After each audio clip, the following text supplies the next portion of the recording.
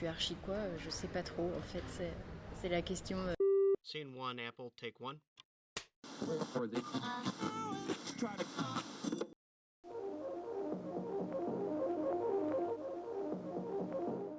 Archi quoi, le podcast de celles et ceux qui fabriquent les architectures d'aujourd'hui. Les globules, si j'ai pu. Les globules? Non, c'est des pilules. Églantine Bigodol, maître de conférence à l'École nationale supérieure d'architecture de Lyon, questionne la pédagogie pour mettre en place des pédagogies. Quel est votre métier? Je suis archi quoi? Je sais pas trop. En fait, c'est la question. Il y a 3 volets importants, je crois. C'est la pratique, l'enseignement et la recherche. Et quel est votre parcours? Jusqu'au lycée, c'était plutôt ce qu'on qualifiait de dans la norme. Après quoi, je savais pas vraiment quoi faire. C'est pour ça que je me suis tournée vers les arts appliqués. Et puis là, j'ai un peu trouvé ce que je cherchais, quoi. À me libérer par d'autres manières de communiquer, via le dessin, la maquette, tous ces médias qui m'ont beaucoup happé, quoi, presque. Et après quoi, j'ai fait un BTS en design d'espace, puis ça m'a pas suffi. Alors je suis arrivée, j'ai fait une licence à l'école d'archi de Lyon. Après quoi, j'ai fait des stages, j'ai mené ma petite vie d'étudiante et puis j'ai fait mon master à Lausanne à l'EPFL. Et puis j'aurais pu travailler chez des architectes après ça, mais ça aurait été trop facile. Alors j'ai été chez des ingénieurs pendant 4 ans. Et puis au bout de 4 ans, j'en avais un petit peu marre, je voulais faire autre chose. C'était la pédagogie qui m'intéressait plus. Et je suis arrivée là, je suis revenue ici en tant qu'enseignante associée et j'ai commencé une thèse sur cette pédagogie. Donc c'est arrivé comme ça. Quel a été l'élément déclencheur?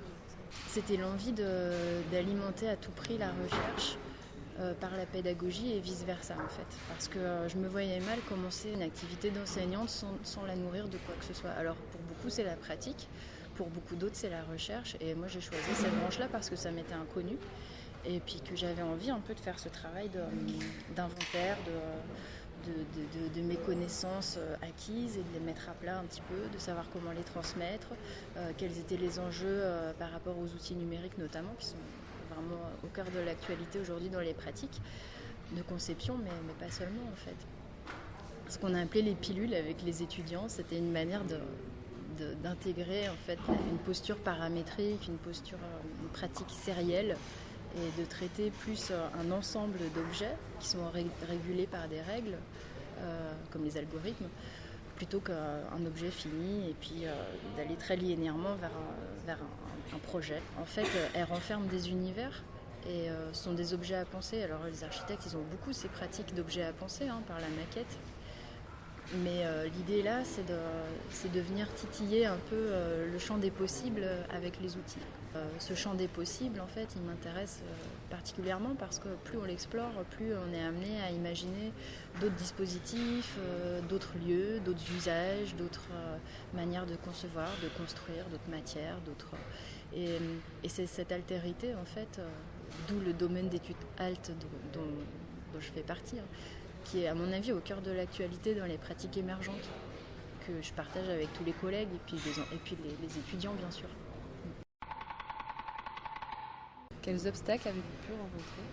Principalement c'est comment pas tellement transmettre aux étudiants mais comment verbaliser d'une manière scientifique et pure.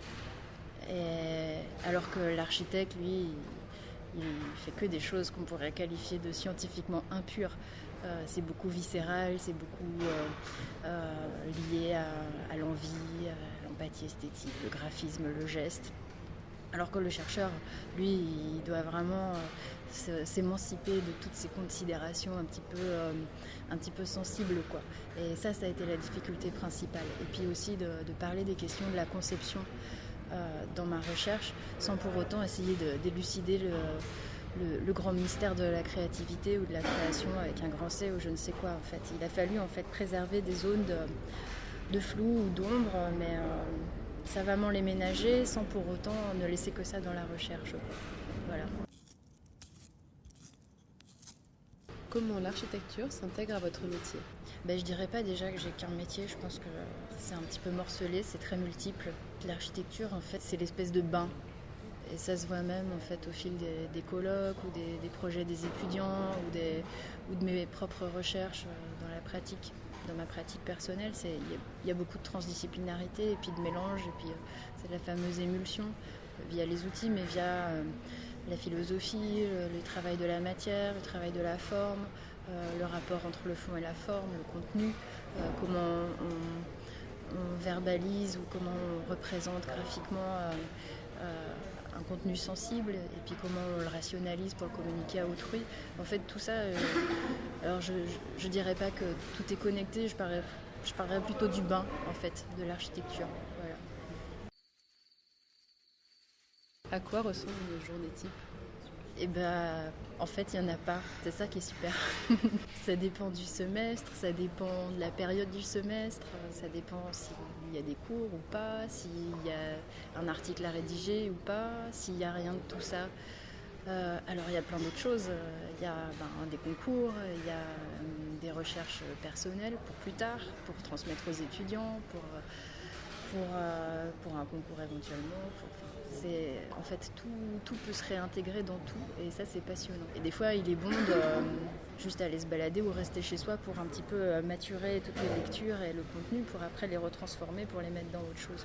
S'il y a cours, c'est passer la journée avec les étudiants ici, et on se voit sans parler pendant des heures, mais on essaye de se voir chaque semaine, notamment pour les diplômes.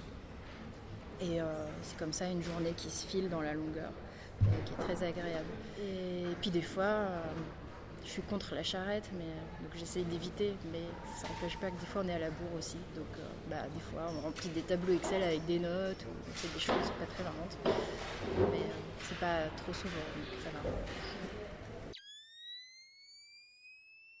Quel profil se dessine derrière votre pratique de l'architecture ? Alors j'ai un collègue homme qui parle très fort et qui dirait qu'il faudrait être homme de 50 ans qui parle très fort et qui pratique l'architecture. Mais il se trouve que je suis femme de 35 ans qui parle pas très souvent fort et puis qui fait de l'architecture, mais qui s'intéresse à plein de trucs. Donc voilà, c'est ça mon profil, je crois. Architecte, enseignante, chercheuse, et puis des jours plus l'un que l'autre. Quelque chose à ajouter ? Non. Après, ça serait un peu militant. C'est qu'il faut se battre tous les jours. Surtout quand on est une fille. L'UNEAP vous a présenté Archiquois, le podcast de celles et ceux qui fabriquent les architectures d'aujourd'hui. Merci à Églantine Bigodol pour sa participation et pour son accueil à l'ENSA de Lyon.